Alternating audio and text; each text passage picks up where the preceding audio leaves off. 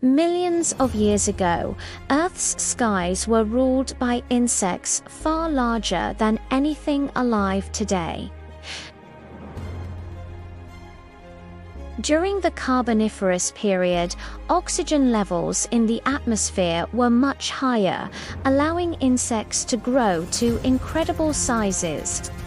One of the most amazing creatures of this time was Meganeura, a giant dragonfly with a wingspan of nearly 70 centimeters.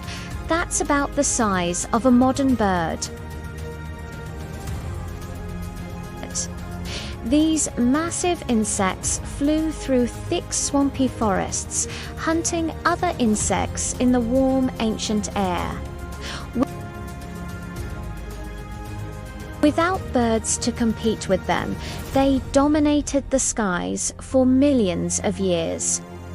But as Earth's oxygen levels slowly dropped, giant insects could no longer survive at such sizes. Over time, they disappeared, leaving behind fossils that reveal a world where dragonflies once ruled the sky like birds.